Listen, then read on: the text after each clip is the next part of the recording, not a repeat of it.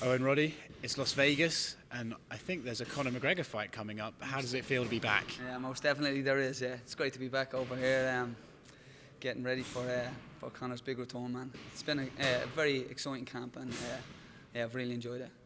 I think before we've seen when Conor fights, there's this big show, but this time you guys have actually managed to avoid the spotlight until fight week's coming up. Is it nice to just get back to the grassroots of training, enjoying it all, and just having fun with each other? Yeah, I think it's back to basics now. Everyone's focused on the task at hand, and everyone's excited and motivated, and most of all, Conor's motivated. I think with Conor being motivated, it spurs everybody on.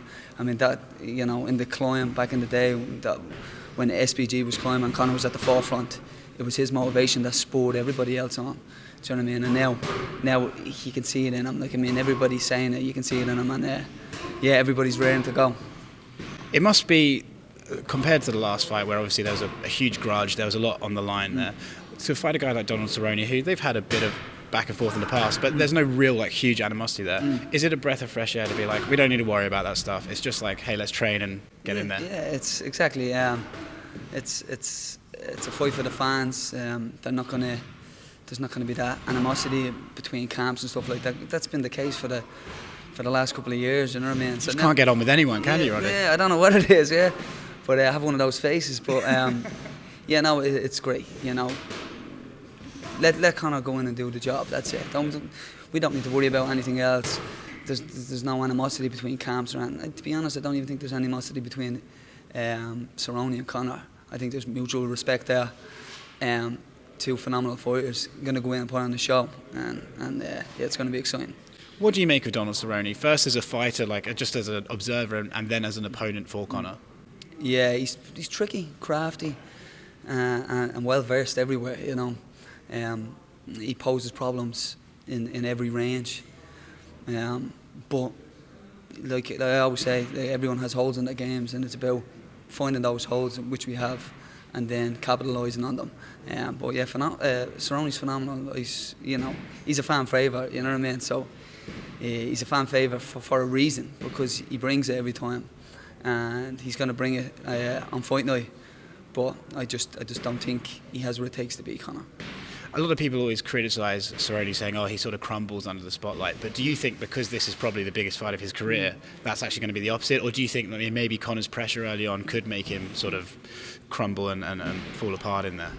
Yeah, I think of late Cerrone hasn't. I think Cerrone's kind of found himself a little bit as well. He's in a good place and stuff like that.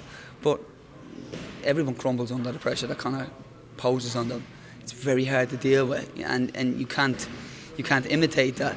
You only feel it when you're in there moving around with him, or you're in there on fight night and you feel it.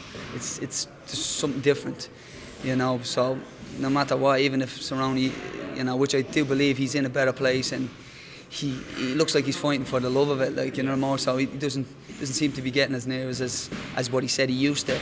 But I just still think, you know, the best Cerrone just doesn't beat the best Conor. Do you know what I mean?